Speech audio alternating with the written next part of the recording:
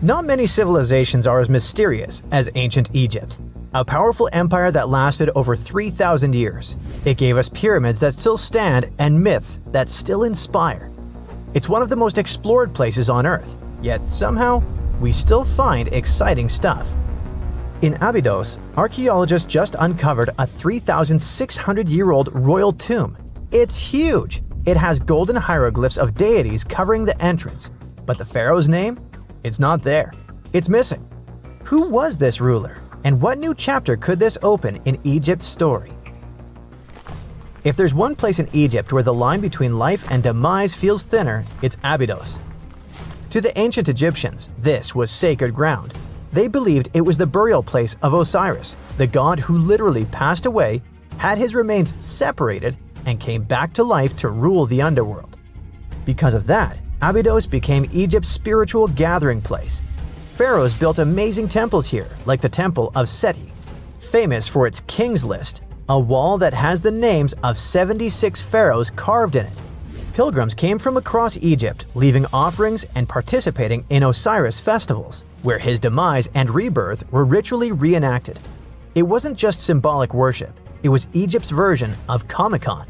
But instead of cosplaying superheroes, people reenacted gods coming back to life. Obviously, pharaohs competed to be buried as close to Osiris as possible. Abydos became part cemetery, part holy city, part afterlife insurance policy. Fast forward thousands of years, and we still uncover remarkable stuff around Abydos.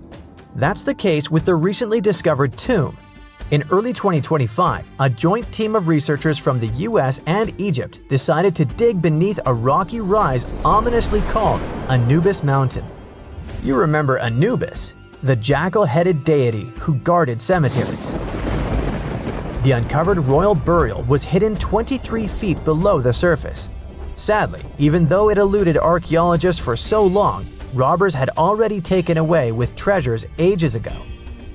They could definitely tell this was a tomb of someone super important. Similar to how you can walk around a mansion with no furniture but still deduce that someone rich must have lived there. The chamber had mud brick vaults rising over 16 feet. That's taller than a female giraffe standing upright. For something built 36 centuries ago, it still felt enormous. However, when you remember that Egyptians were masters of architecture, nothing seems surprising. So no treasures, no golden mask, and sadly, no name. The cartouche that should have spelled the king's identity was unreadable. Egyptian tombs usually bragged about who was inside. In ancient Egypt, a cartouche was basically a big oval name tag for kings wrapped in hieroglyphs. Think of them as VIP passes that worked in both this life and the next. Without it, your soul couldn't check into the afterlife hotel. That's because to the Egyptians, your name, your ren, wasn't just so your teacher could distinguish you from kids with the same haircut. It was a core part of who you were. As long as your ren survived, so did you. To have your name forgotten was considered a fate worse than passing away. A soul cannot journey without a name. That's why you'd see cartouches all over the place, on temples, obelisks, jewelry, statues, and tomb walls. It wasn't there just for the marketing. It kept the pharaoh's presence front and center everywhere you looked. Imagine building a massive tomb only for 3,600 years later to walk in and go, who is this guy again? Not cool at all. That's why it's fair to imagine our nameless pharaoh haunting the robbers for all eternity. So yeah, cartouche was considered very significant. One of the most famous and mind-blowing examples comes from the tomb of Thutmose III. His burial chamber and sarcophagus were literally shaped like a cartouche. In other words, the entire room was a living architectural symbol of his name. Thankfully, in the recently discovered tomb, not everything was erased. Painted in golden hues at the entrance were two familiar guardians, deities Isis and Nephthys. Isis was the magician who stitched Osiris back together and breathed life into him. Nephthys, her sister, was the eternal mourner and protector of the mummy. Together, they promised that whoever rested here would not face the afterlife alone, and it's one additional proof of the importance of the mysterious pharaoh. So, who could this be? To answer that, we need to go down history lane. This tomb dates back to Egypt's messy chapter called the Second Intermediate Period. Instead of one ruler in charge, the country had many rival kingdoms, each with its own little power base, like a real-life Egyptian version of Game of Thrones. And right in the middle of that chaos was Abydos. For a while, it was home to its own line of kings, the so-called Abydos dynasty. Those weren't the pyramid builders everyone knows, and that's why they're so mysterious. They left behind almost nothing. No great monuments, no sprawling cities, just fragments of names on broken blocks. For centuries, many scholars even doubted they existed at all. That sorta changed in 2014, when archaeologists uncovered the tomb of Senebkay, one of those shadowy kings. Now, everything we know about Senebkay points to him having quite a story to tell. His bones revealed 18 deep wounds, the kind you get in battle. He had blows to his skull, back, and hands, and likely lost his life fighting, making him one of the few pharaohs we know who sadly fell in combat. His tomb was modest, with reused artifacts from earlier kings, but it delivered one priceless thing: proof. Until Senebkay, the Abydos dynasty was just a theory. With him, it became real. And that's why the new discovery could be a big deal. The newly uncovered royal tomb at Abydos shares the same layout and style as Senebkay's. It has limestone chambers, mud brick vaults, and protective deities, although it's much bigger. Which again raises the possibility that we're looking at an even earlier, more powerful ruler of Abydos. Whoever he was, he wanted to be remembered alongside the greats. Which is ironic, because it seems that history tried erasing him. Perhaps additional findings alongside his tomb could tell us more. Yes, there's more, and it's actually pretty cool. Not far from Abydos, in the village of Banawit, archaeologists uncovered a Roman-era pottery workshop. Yeah, you heard that right, a pottery factory close to a pharaoh's burial ground. The site had huge clay kilns, storage rooms, and even broken shards called ostraca. They were basically ancient sticky notes, except instead of shopping lists, those had receipts scratched onto them in Greek and Demotic Egyptian. Little records of everyday transactions, the kind of thing you'd never expect to find near a lost dynasty king. Honestly, the potters missed a chance. Forget boring receipts, they should have been selling Osiris's mugs and Anubis figurines to pilgrims and tourists. But that's not all. It seems that centuries later, during the medieval period, the same ground became a cemetery. Archaeologists found mud brick graves with skeletal remains.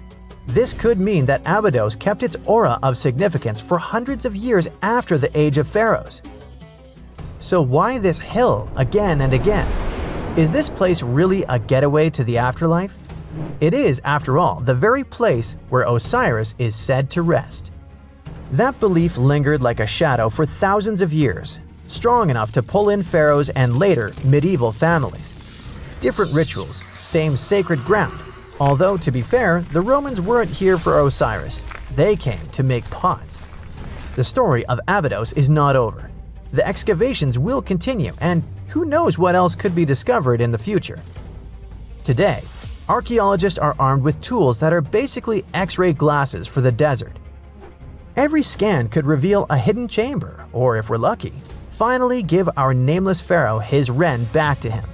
In fact, I became strangely invested in finding out who he was. So let's hope for some news soon. It's only a matter of time. Do you have your own theories? Let me know. One more step in the wrong direction, and the crossbows will release their arrows. If you open the wrong door, you'll end up in a river of mercury. It's almost impossible to get out of this place, but it is even more difficult to get here.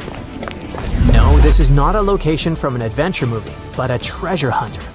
This is a real giant tomb filled with traps and streams of toxic mercury. And it's not somewhere deep in the Amazon jungle or an unknown island. This tomb is located in central China, near the city of Xi'an. And you know what the coolest thing is?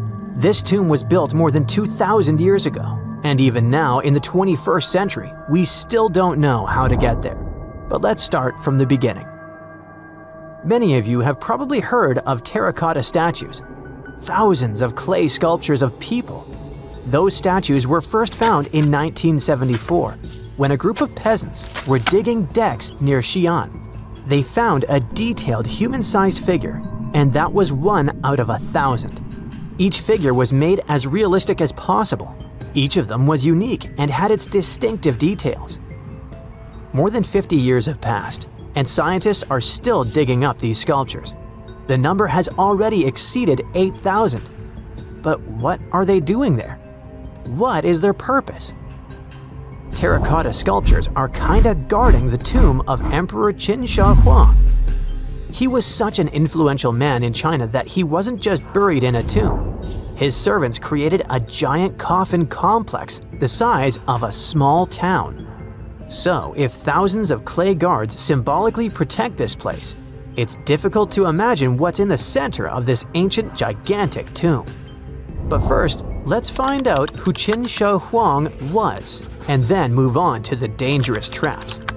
He was the first son of the ruler of the Kingdom of Qin. It was one of the 6 kingdoms that existed on the territory of modern China. In 2059 BCE, when Qin Shi Huang was born, those 6 kingdoms were independent and separated from one another. Moreover, there was a strong conflict between them that lasted for more than 200 years. But Qin Shi Huang turned out to be the man who managed to conquer and unite all these kingdoms. He became more than just a king. He became the first emperor of China. But how did he complete a seemingly impossible task? Natural disasters, clever strategy, tactics, and skills helped him to conquer the 6 kingdoms. Scientists are still arguing about some of the details of how this happened. All that can be said is that Qin Shi Huang was a very wise and intelligent emperor. So it's not surprising that his burial turned out to be so huge. He was buried in the largest and most luxurious funeral complex in the history of China. The area the size of a small city contains many underground caves filled with things an emperor could need in the afterlife. In ancient China, as well as in ancient Egypt, people believed that when an emperor went to the other world, he could take with him those things that were buried with him. Unfortunately, sometimes it could be people. But Qin Shi Huang acted wisely and correctly. He decided to bury clay statues. But the coolest thing is that the architects and builders of this complex made it impregnable. The whole area holds many secrets, historical artifacts, and priceless objects. There's a beautiful place with the emperor's body in the center of this tomb. Imagine how many treasures you can find there, and all of them were meant to remain untouched and unseen by other people. And we probably won't be able to get to them, at least in the near future. Ancient Chinese historian Sima Qian wrote something about the tomb about 100 years after the emperor's burial. He said that this place had dangerous traps inside the tomb that would destroy anyone who dared to enter the tomb. The engineers installed crossbows with loaded arrows and also poured a huge amount of mercury, simulating the movement of rivers. Of course, that was 2,000 years ago, and crossbows probably don't work anymore. But what about mercury? This toxic metal has no expiration date. It's shiny and moves quickly in liquid form. It looks beautiful, but don't touch it. Even a small drop of mercury can cause damage to your body. Inhalation of its vapors or ingestion causes damage to nerves, the liver, kidneys, and many other symptoms. And that's just one drop. Imagine how dangerous rivers of this substance can be. Who knows how much mercury was loaded there by the tomb builders? But even if you dodge all the traps and don't end up in the poisonous river, mercury would still be able to harm you. Its vapors can pass through the cracks in the walls. This means that the entire tomb is probably soaked in this substance. And by the way, this is not just a guess. Scientists have measured the mercury level at the excavation site and found that it's much higher than normal. But why mercury? In ancient China, mercury was considered the elixir of youth, the source of immortality. According to the records, Qin Shi Huang often took pills with this element. Perhaps this was the reason that his life ended at the age of 49. In any case, people can damage ancient structures and artifacts during excavations. For example, archaeologists caused great damage to Tutankhamun's tomb during its exploration. You dig around, but then suddenly the entrance collapses and you destroy vases, scrolls, interior decorations, and other stuff. But even if you do everything carefully, the writing and drawings on the walls can be destroyed by sunlight or oxygen. Places where there has been no fresh air and ultraviolet radiation for thousands of years have their own chemical composition that can be damaged by contact with the outside world. In the 1970s, when archaeologists were excavating terracotta sculptures, the paint pigment fell off the statues because of contact with the sun and air. Fortunately, the archaeologists quickly adapted and created a technology that allowed them to get the statues out without damaging the paint. It was a long and careful process, but it was worth it, and here's why. According to ancient writings, the emperor created an underground kingdom with a beautiful palace in the center. He decorated the ceiling of this palace with expensive pearls. You know why? To simulate the stars in the night sky. And that's just the ceiling. It's difficult to imagine how the walls, floor, and tomb of the emperor are decorated. Besides, scientists expect to find many other statues that copy the emperor's servants. So, in simple terms, the tomb of Qin Shi Huang is a paradise for archaeologists and historians. But of course, it will take more than one generation before they extract all the treasures. Some experts predict that the excavation of the entire tomb could take centuries. But of course, new archaeological technologies can change everything. For example, non-invasive research methods mean you don't have to enter the tomb. You can see it through a special device. Another idea is the use of muons. Those are subatomic products that appear as a result of the collision of cosmic rays and atoms in the Earth's atmosphere. The point is that these muons can penetrate through solid objects, just like X-rays. Or how about nanotechnologies? Imagine millions of tiny digger robots climbing into a tomb and starting to scan the area. They transmit the data to a computer, and then scientists create a holographic model. It all sounds cool, but to be honest, the charm of archaeology is lost here. It's one thing when you carefully dig up some ancient artifact with your hands, see it with your own eyes, and scrupulously clean it from the ground. And it's completely different when you watch it on a computer screen. But in any case, technologies using muons or some kind of robots ensure people's safety. It's better if a computer falls into a trap than if it happens to an archaeologist. You're digging in Egypt's famous Saqqara necropolis, also known as the ultimate VIP graveyard for pharaohs, when suddenly you find a giant pink door hiding something no one knew existed. Behind this giant stone door, one that wasn't supposed to open, by the way, you find a lost tomb of Egyptian royalty. Alright, history lovers, it's time to buckle up because archaeologists just pulled off something straight out of an Indiana Jones movie. Let's travel all the way to Saqqara, one of Egypt's most mysterious and treasure-packed ancient sites. The star of the show? The prince you've probably never heard of, Prince Userefre, son of King Userkaf. No one important, just, the founder of Egypt's 5th dynasty. No big deal. But the way his tomb was discovered… It all started with a massive door, made of pink granite, no less. But this isn't just a regular stone slab. This thing is about 14 to 15 feet tall and 4 feet wide. A giraffe could easily walk through it. This door is also definitely heavier than your neighbor's SUV. But here's the twist. It wasn't a real door. It was a false door, a symbolic gateway meant to allow the spirit of the deceased to pass between the world of the living and the afterlife. Normally, that's where the story ends. After all, false doors are common in tombs. But this one was extra special. You see, false doors were usually made out of limestone, which was pretty common and found everywhere in Egypt. To build one out of red or pink granite, people had to bring these rocks from a quarry located 400 miles away. And you can bet this wasn't a cheap trip. According to Egyptologists, this is the first time a false door of this size and material has ever been found in Egypt, making it a totally unique piece of architecture.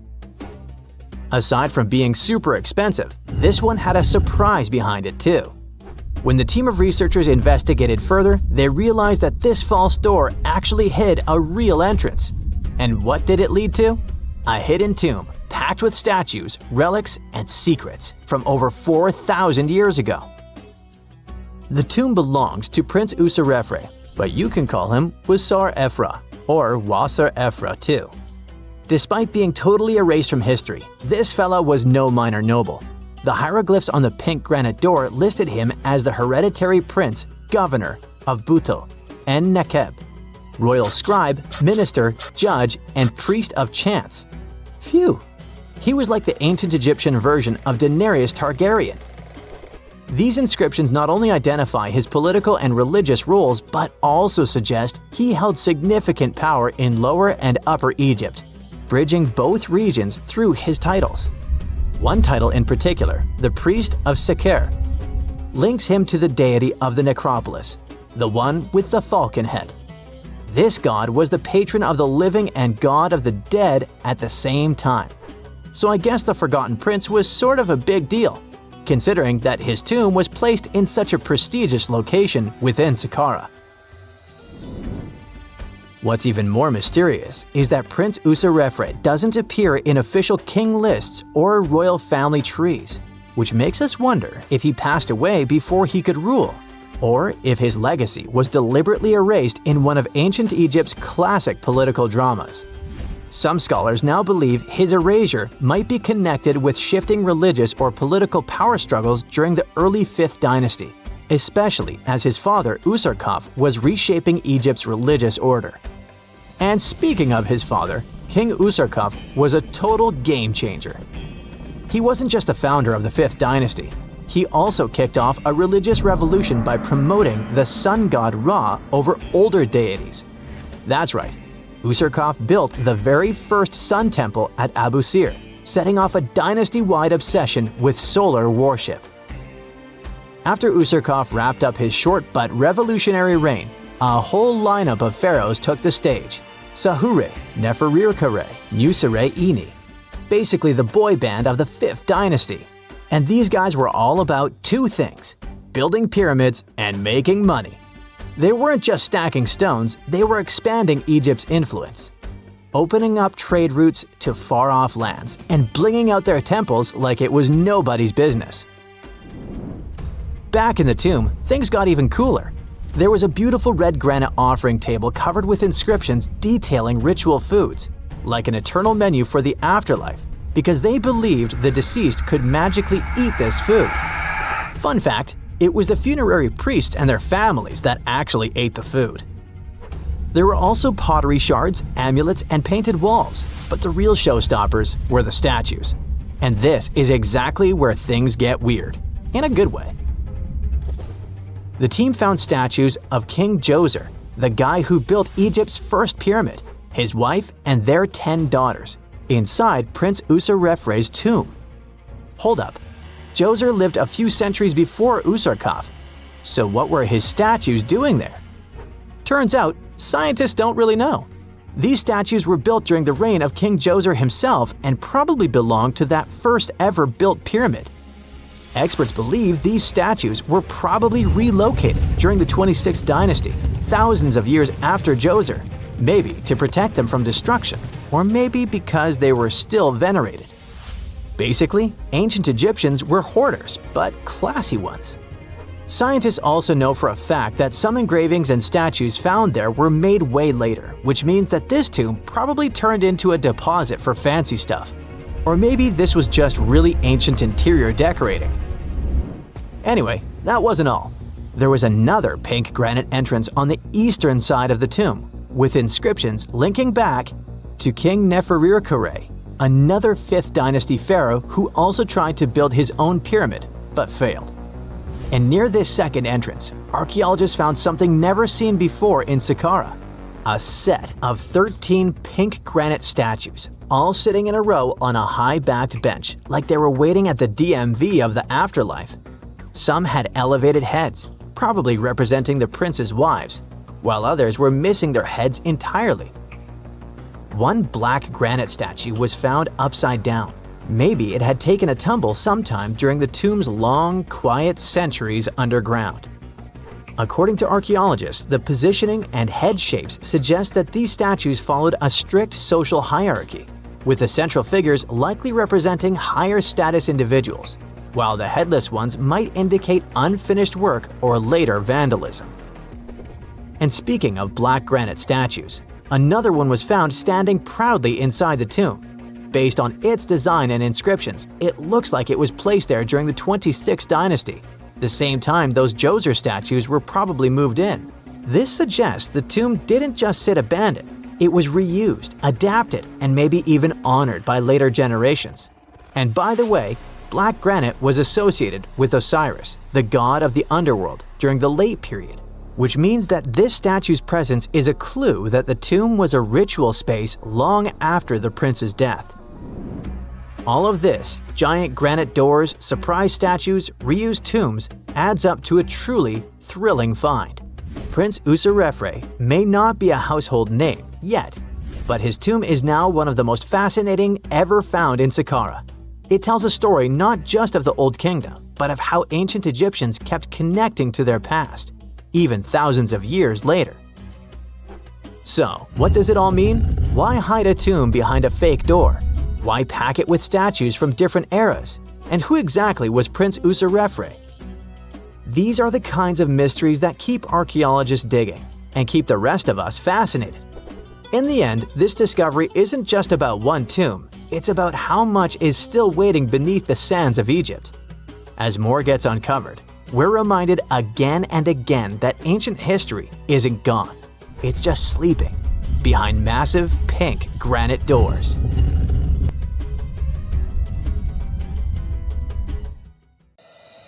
So looky here, scientists discovered ancient artifacts near King Tut's tomb. Turns out, his VIP final resting place looks more like a public graveyard with about a dozen wooden coffins that's been there for around 3,600 years. Okay, I might have exaggerated a tad. The 11 tombs weren't exactly right next to King Tut, but they were close, near the same city of Luxor. New findings in Egyptian tombs can help us piece together what life was like in ancient Egypt. And guess what? Ancient Egyptians seem to have been remarkably like us, modern humans. Say, the women have always loved jewelry, and archaeologists retrieved a beautifully made necklace with 30 amethyst beads and 2 agate beads, plus a hippo head amulet. Bet it was all the rage back then. Researchers also discovered 2 copper mirrors. One had a handle shaped like a lotus, and the other was decorated with Hathor, the ancient Egyptian deity of the sky, women, fertility, and love. These recent excavations near Tutankhamun's burial site led to another jaw-dropping revelation.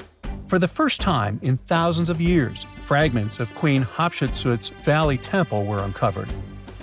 This fearless woman was thought to be the second female pharaoh, who ruled with both courage and wisdom, leaving a legacy as solid as the stones themselves. Her temple, hidden for ages, opens a window into a time filled with power, intrigue, and spiritual devotion. Archaeologists found over 1,000 beautifully decorated stone blocks on the outskirts of Hatshepsut's funerary temple. There were very few women who managed to take the throne in ancient Egypt. Another tomb was found nearby, and it belonged to the overseer of Queen Teti Sheri's palace, whose name was Jehuti-Mez. Queen Hatshepsut seems to have even more tombs, aces up her sleeve. These tombs were carved into the rock instead of being built as pyramids, showing a unique ancient perspective on how to protect the soul in the afterlife. Experts managed to retrieve some cool ancient pieces from the site. Toys made of clay, mummy masks, winged scarabs, and some amulets. Sadly, there surely used to be way more artifacts, but over the last centuries, there have been people other than archaeologists to stumble upon this site. It's likely that looters got to these tombs before them and may have taken some valuable items. But they did leave behind some cool stuff for the researchers, like pottery used for offerings of bread and meat. along with archers' bows that connect the tomb's owners to the Egyptian military. Meanwhile, soul protection is way more important than you might think, especially if you're roaming around Luxor looking for ancient secrets. You aren't scared of King Tut's curse, are you? Let me tell you what happened to those who weren't scared, but promise me to take it with a dash of salt, okay? For years, Egyptologists, especially those who believed in paranormal activity, were convinced that there was an unsettling curse surrounding Tutankhamun's archaeological discoveries. This belief stemmed from the mysterious and untimely demise of several excavators who discovered the tomb in 1922 with no logical explanation for why they passed away. It was just easier to chalk it up to something supernatural and avoid the whole mess. But it turns out it wasn't a curse at all. It was likely the radiation that caused those excavators to perish. Now, you might wonder where the radiation came from. After all, while radioactivity was discovered in the 19th century, ancient Egyptians, despite their impressive pyramids, didn't have any radium lying around to make Tut's tomb glow like crazy. So, what could be the real story? It might have been toxic waste behind it all. Toxic levels of radiation from uranium and hazardous waste have been lurking inside the tomb since it was sealed over 3,000 years ago. The burial chamber of Tutankhamun's tomb reportedly has such high radiation levels that anyone who steps inside could easily end up with a fatal dose of radiation sickness or an incurable condition. By the way, you can have a somewhat similar level of radioactivity if you don't get rid of those moldy dinner leftovers you left to perish in your fridge a month ago. But this radioactivity isn't exclusive to Tutankhamun's tomb. Ancient Egyptian artifacts discovery is rewarding yet dangerous due to unusually high radiation levels in Old Kingdom tombs all over Egypt.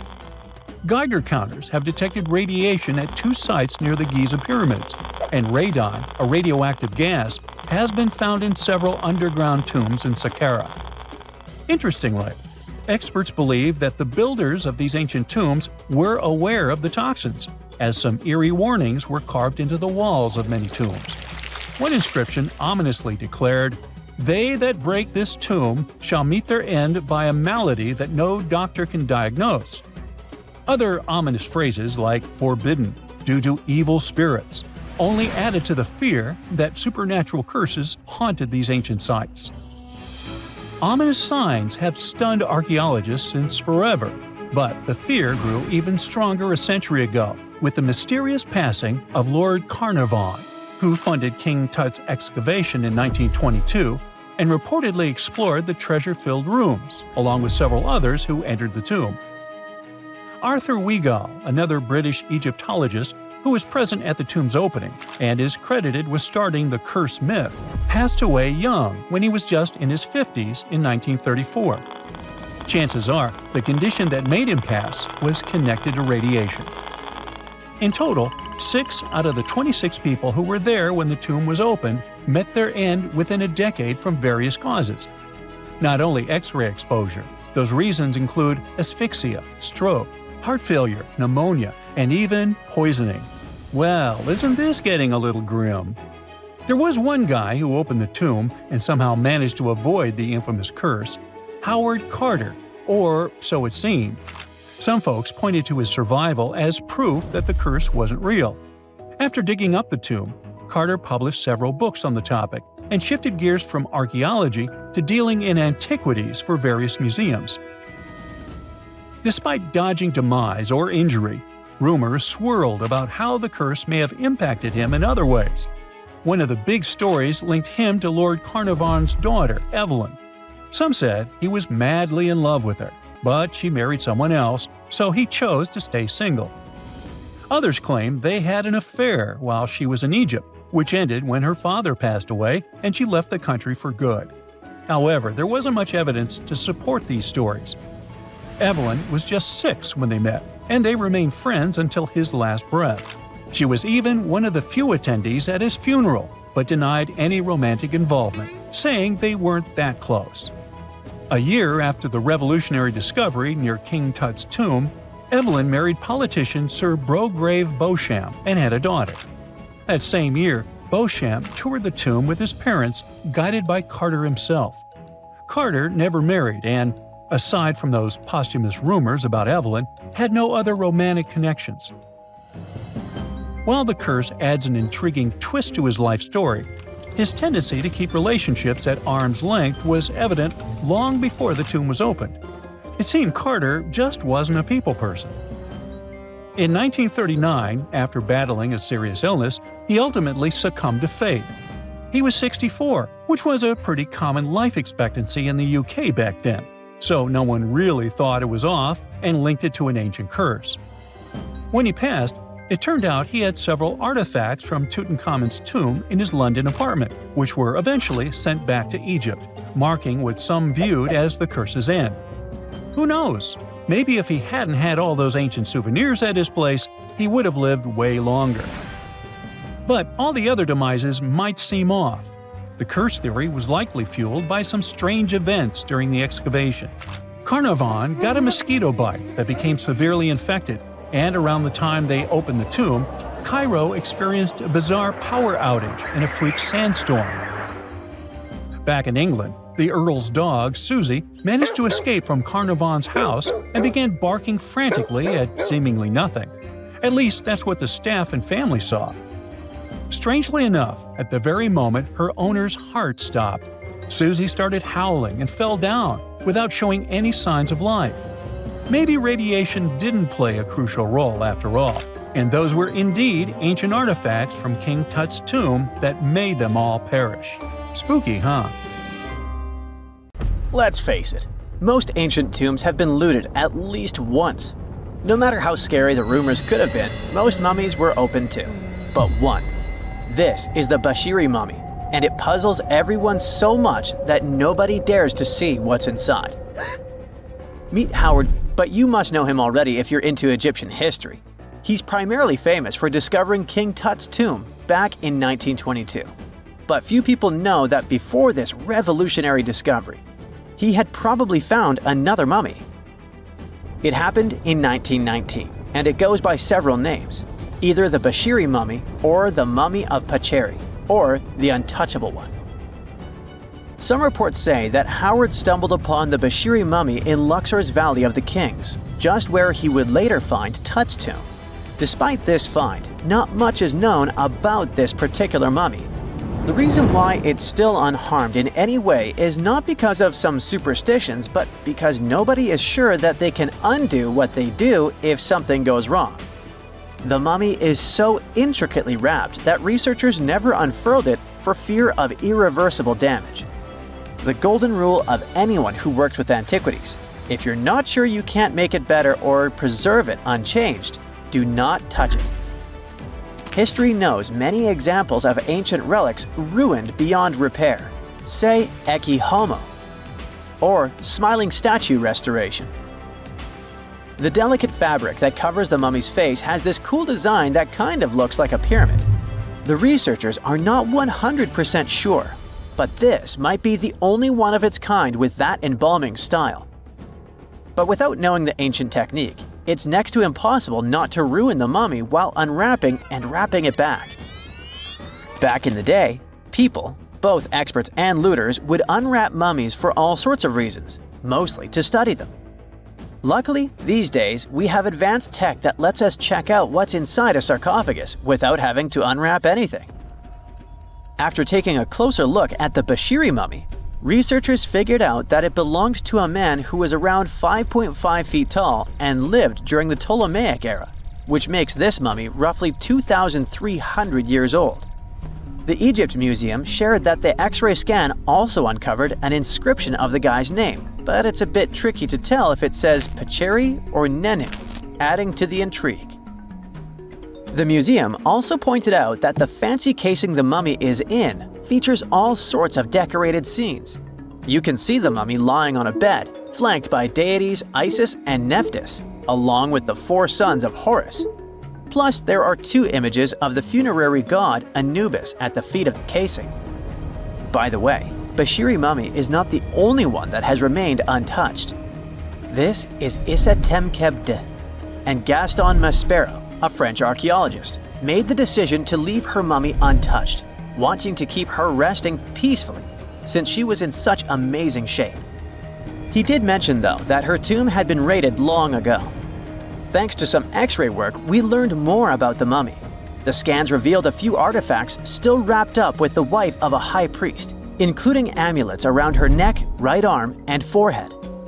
The X-rays also showed she had some dental issues and arthritis in her knees. While she passed away as an older woman, it's tough to pinpoint her exact age. However, various sources from her son's reign indicate that she was held in high regard in the kingdom. Isitemkebd served as the sister wife of Penejam II. You got me right, they were related by blood and were siblings, but back then it was pretty common to get married this way to preserve the purity of the bloodline. Say that to Habsburg, duh. Their chase for purity only led to inbreeding and the notorious Habsburg's jaw. Right, I guess we should not judge ancient Egyptian rules and morals, but what we can say for sure is that both Bashiri and Isitemkebd were incredibly lucky to stay untouched. The odds were not in King Tut's favor, though. The researchers' work hit him hard. The tomb itself was discovered in 1922, but it wasn't until 1925 that the nested coffins were opened during an excavation. The outer coffin, held together with silver pins, opened up to show another coffin shaped like a mummy, decorated with colorful glass and flower garlands. There were worries about the king's mummy because it had been exposed to moisture. The middle coffin was pretty heavy and didn't have any handles, so they had to be super careful taking it out. Inside the innermost coffin, which was solid gold and wrapped in a red cloth, they found the royal mummy, and this all went down on October 28, 1925. Tutankhamun's mummy, measuring about 6.07 feet, fit snugly into the innermost coffin, which was 6.17 feet long. You can already tell there was a problem, right? Imagine how hard it is to extract something as fragile as an ancient dried-up mummy, especially when there's not much room for maneuver. Plus, the mummy looked sus. It was pitch black. Howard Carter, the lead archaeologist of the expedition, estimated that around 2 buckets worth of oils had been poured over the mummy. But care had been taken to avoid the mask and feet. It was made to preserve him better. The body was positioned at a slight angle in the coffin, and there was a noticeable difference in the amount of dark oils on the right and left sides, indicating that the coffin might have tilted while being lowered into the sarcophagus. This oil created moisture inside the coffins, and over time, it reacted chemically, which Carter described as a sort of slow, spontaneous combustion, leading to the carbonization of the linen wrappings. Unfortunately, the combination of heat and moisture took a toll on the mummy's trappings as well. The crook and flail fell apart, the resin scarab cracked, and the threads holding the hands and mummy's bands started to decay, making everything quite fragile. Plus, the oils hardened over the years, effectively gluing the mummy and mask to the coffin's bottom.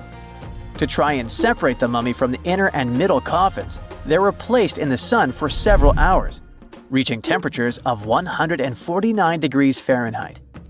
Despite this effort, the mummy remained stuck, so the initial examination had to be done right where it was. The first part of Tutankhamun's mummy the researchers checked out was his lower legs and feet, meaning they started the examination from the bottom up. As they peeled back the bandages, they uncovered the first of many treasures wrapped up with the king. They took their time to carefully document and photograph everything they found. The inner layers of bandages were in pretty bad shape, mostly turning to dust, making it tough to figure out how everything was originally wrapped. Still, the overall methods matched what was seen in other nobles' mummies from that time. Lots of folded linen pads were used to shape the torso and thighs. The outer and inner bandages were made from fine linen, while the middle layers were coarser. They had some intricate bandaging around the shoulders and chest with a similar style around the groin. Each limb, along with fingers and toes, which were fitted with gold caps, was wrapped separately. Tutankhamun even wore gold foil sandals on his feet.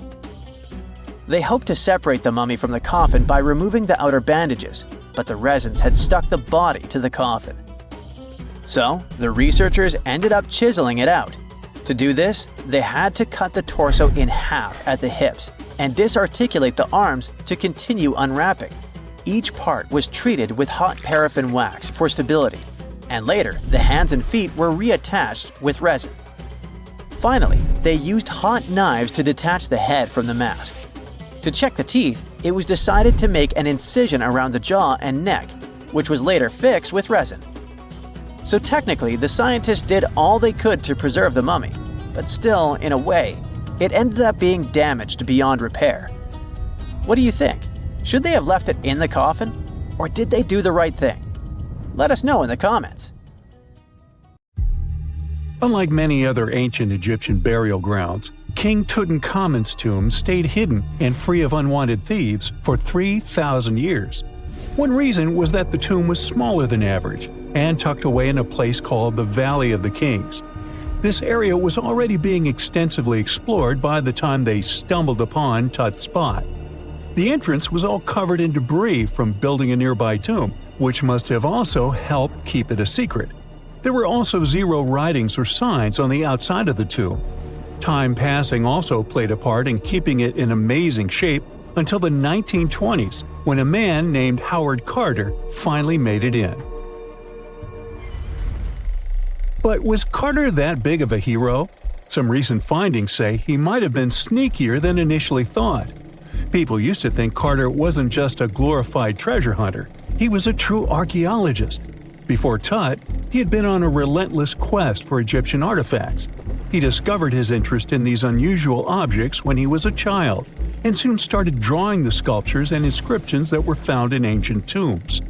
After stumbling upon the remains of King Tut, Carter spent a decade recording and processing all sorts of objects, like golden thrones, chariots, and statues from Tut's tomb, shipping them down the Nile to Egypt's museum in Cairo. Well, at least that was the official story. More recent discoveries claim that not all of the objects made it to Egyptian officials. A secret letter seems to uncover Carter's little 10 for them, 1 for me policy. The letter in question was sent to Sir Alan Gardiner, a philologist and friend of Carter's, dated from 1922. In these writings, Carter mentioned having found the tomb and was asking his buddy for some advice. In another letter from 1934, Gardiner seems to be thanking Carter for an amulet, which was sent to him as a thank you gift. Carter was adamant that it didn't come from Tut's tomb, but evidently it did. Even the British director of the Egyptian Museum was onto Carter's sneaky endeavors, but couldn't prove it. He compared Gardiner's amulet to others from Tut's tomb, and lo and behold, they were a perfect match. Gardiner was so disappointed to have been put in such a sticky situation that he vented to Carter in another letter. Deciding to be a good friend, Gardiner didn't throw the famous archaeologist under the bus.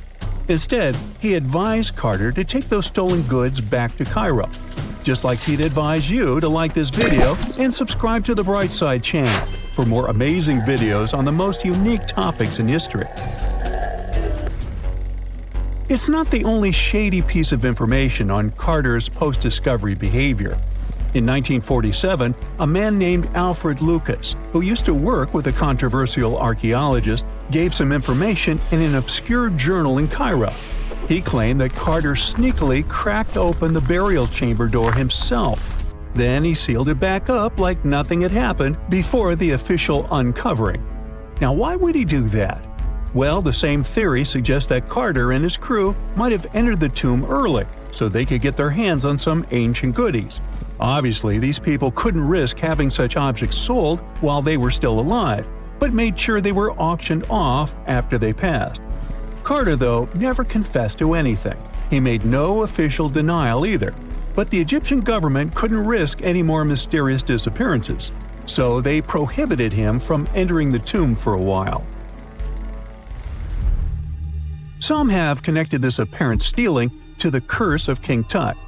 If you've never heard of it, know that it became quite the scary tale soon after King Tutankhamun's resting place was uncovered. It claimed that anyone messing with the tomb of the boy pharaoh would face some serious bad luck. It's not all dramatic like a mummy going on an aggressive spree, but word got out that the people involved in disturbing King Tut's lair met some mysterious, untimely ends.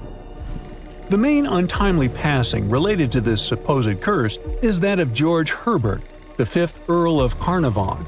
He was this British aristocrat who helped fund the search for the tomb. He passed away just a year after the tomb was opened. Now, people love to call it mysterious, but it turns out that Herbert was already in pretty bad shape health-wise when he got to Cairo, and he ended up getting taken down by a regular disease. Now, let's talk numbers. There were a lot of people linked to this tomb opening: security guards, archaeologists, and supporting staff. And sure, a few of them did pass not long after the tomb started receiving visitors. As much as we'd like this curse to be true for the sake of, good storytelling, statistically, if you have a bunch of people connected to opening a tomb, you'd expect some passings just by random chance. The average lifespan for those supposedly targeted by the ancient curse was more than 20 years after the spell was supposed to kick in. Herbert's daughter even lived until the 1980s, that's half a century later. And Howard Carter himself lived until 1935, a solid 16 years after the big reveal. Some have suggested that the whole curse was nothing more than a careful PR strategy. You see, when Tut's tomb was found, Howard Carter wanted to make a priority out of keeping nosy reporters away. So he might have come up with a curse hanging over anyone entering the Boy King's resting place. But what was stolen from King Tut's tomb anyway? Well, some jewelry to begin with. It might have been snatched by Howard Carter himself, according to a French specialist. He did some intensive research by looking at old pictures taken from inside the tomb back in the 1920s. He compared those images to various objects from museums and auction houses. He soon started to piece together the whereabouts of some of Tut's jewelry. First up, there's this collar that used to be on Tut's chest. It was all broken into pieces, and some parts went via Carter to the Nelson Atkins Museum in Missouri. Meanwhile, other bits ended up on a necklace owned by some unnamed people who tried to sell it in 2015 but failed. Even the Nelson Atkins Museum agrees, as they've confirmed the information on their website. Then there's a headdress piece. Some beads from it that once belonged to Tut apparently got stolen by Carter too. They were also strung into a necklace and are now being held at the St. Louis Art Museum. Another fancy collar made out of glazed ceramic magic spent some time at the Met, far away in New York. Thankfully, it was sent back to Egypt a bit over a decade ago. This seems to have been, as you'd expect by now, also stolen by Carter. Missing artifacts aside, King Tut still gave a ton of amazing objects that helped us learn more about this incredible ancient culture. Starting with the famous burial mask. It's this massive 21-inch gold art piece with semi-precious stones and glass paste. It weighs 22 pounds and showcases the boy pharaoh with a long beard and a headdress with a cobra and vulture. On the back, there's this spell from an important ancient Egyptian spiritual book that's supposed to make sure it works just as well in the afterlife. Tut was also apparently a board game enthusiast. They found 4 board games in his tomb, some made of ivory. Archaeologists also found a pair of gold sandals, though you'd imagine they were more for show than for comfort. In fact, the pharaoh probably never wore them in his lifetime. Now, speaking of fashion items, it turns out Tut was quite the fancy ruler. They even found a mannequin in his tomb that was used to pick out, adjust, and store his outfits and jewelry. The boy king seemed to have also enjoyed some music, based on the 2 trumpets historians found in his tomb. Though they were played back in 1935 in a BBC broadcast, the instruments are today considered too fragile to be maneuvered.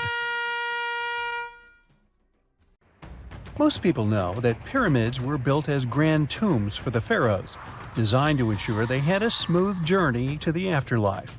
The Great Pyramid of Giza, for instance, was constructed for the pharaoh Khufu.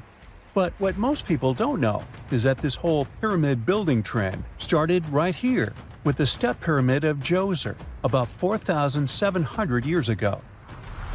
This massive structure was built for Pharaoh Djoser, a ruler from Egypt's 3rd dynasty. It rises 7 layers high above the ground and stands about 200 feet tall. We think of it today as a phenomenal architectural project. But for ancient Egyptians, the step pyramid of Djoser turned out to be more like a massive experiment, a trial run, if you will, to perfect their building skills before they moved on to even more ambitious pyramids. Reaching new heights is super exciting, but the real mystery is what is going on below the ground. In this pyramid's underground labyrinth, there is a network of tunnels stretching about 3.5 miles long, and some researchers believe these tunnels might have been part of a sophisticated water system that could completely change what we think about pyramid construction. Let's talk about this massive complex located in Saqqara. Surrounding the pyramid, there's what's known as a dry moat, a continuous trench that is up to 164 feet wide and almost 2 miles long. It forms a sort of rectangular shape around the pyramid. This trench has an average depth of about 65 feet. Now, if you were to add up all the earth and rock they dug out to create this moat, it would be about 10 times the volume of the step pyramid itself. For the longest time, people just assumed this trench was nothing more than a huge quarry, a place where they dug up stone and clay to build the step pyramid. Makes sense, right? But when you take a closer look, it doesn't add up. The trench is too narrow and deep to be practical for mining, and its layout doesn't match anything we know about ancient Egyptian quarrying methods. Plus, some sections of the trench are actually covered with a rocky ceiling, which would have made it nearly impossible to use as a quarry. Another theory suggests that the dry moat had some kind of spiritual significance. Maybe it was a sacred place, where souls of nobles gathered to serve the late king in the afterlife. There are even niches in the walls that work as a hint at this spiritual function. But most researchers believe that this purpose likely developed much later, long after the complex was built for Djoser. So, what was the moat really designed for? In 2020, a researcher came up with a pretty intriguing idea. It is possible that this trench was actually designed to collect and manage water, especially after heavy rainfalls. Now, that makes sense when you consider the location. The moat sits in an area that could easily have been flooded by runoff water from nearby plains. This could also explain why the trench wasn't used for new graves until much later when the climate became drier and less prone to flooding. The story becomes even more intriguing, as this trench appears to be part of a larger, more complex hydraulic system within the Djoser complex. It is like the trench has several compartments, carefully carved out of the rock and connected by tunnels. These compartments likely served as a part of a water treatment system, where water would flow from one compartment to the next, getting cleaner as it moved along. Now, here is where things start to tie into the pyramid itself. The Djoser complex has a series of underground shafts, and some researchers think that water from the moat's deep trench might have been used to power a hydraulic lift system, and this giant water-powered elevator could have been used to raise the heavy stones needed to build the pyramid. It worked like a volcano, but instead of lava, water did the heavy lifting. Imagine a big deep hole in the ground at the center of the pyramid site. Inside this hole, there was a huge wooden platform, kind of like a giant raft that could move up and down. When the workers wanted to lift a heavy stone, they would fill the hole with water. As the water rose, the wooden platform started to float up, carrying the stone with it, almost like a giant water-powered elevator. When the stone reached the right height, the workers slid it off the platform and onto the pyramid. The idea is that water from the deep trench, after being cleaned and filtered, would flow into these shafts. A massive float, possibly made of wood, would then rise as the water filled the shaft, lifting the stones up to where they were needed for construction. Once the stone was in place, they'd let the water out, lowering the platform back down to the bottom, ready to lift the next stone. This fancy hydraulic lift system could have been a game changer, making the whole building process a lot faster and more efficient without using a lot of workforce. It is like the ancient Egyptians were already embracing the whole idea of work smarter, not harder. But of course, not everyone is on board with this theory. Some experts argue that the area where the step pyramid of Djoser was built couldn't have held enough water from occasional rains to maintain such a fancy hydraulic system. The main theory suggests that, in the past, there might have been some kind of lake nearby that would have filled up after a period of rain, and this lake could have supplied water to the complex's hydraulic system. But there is no mention of such a lake in any ancient Egyptian writings, so it might be more of a what-if situation than a reality. And then there's the issue of the hard work itself. Remember when I said this method could have allowed the ancient builders to raise stones with far less effort? Well, that might not be entirely true. According to some experts, just building this hydraulic device would have required a lot more heavy work than simply moving the stone blocks using good old-fashioned manpower. And let's not forget, the step pyramid of Djoser is like a baby pyramid compared to those that came later. The stones used for Djoser's pyramid weighed, on average, about 660 pounds each, which is nothing compared to the more than 2.5-ton blocks used later for the pyramid of Chephren. If this cool water lift theory gets completely ruled out, we still need to explain how this pyramid was built in the first place. To answer that, we need to rewind a bit and talk about the original plans. See, before Djoser's tomb became a pyramid, the idea was to construct a simple mastaba. This type of tomb was pretty common in earlier periods, a flat-roofed, rectangular structure with sloping sides. But after the original mastaba was finished, they decided to expand it a bit by adding more layers on top. And then they added even more layers, until the construction reached 6 distinctive steps, each one smaller than the previous. And they probably did all this by raising those heavy stones using ramps, not a water-powered elevator. There is still so much we don't know about the step pyramid of Djoser.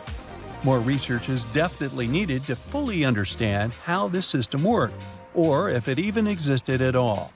But the idea of using water to help build the pyramid adds a whole new layer to our understanding of ancient Egyptian engineering.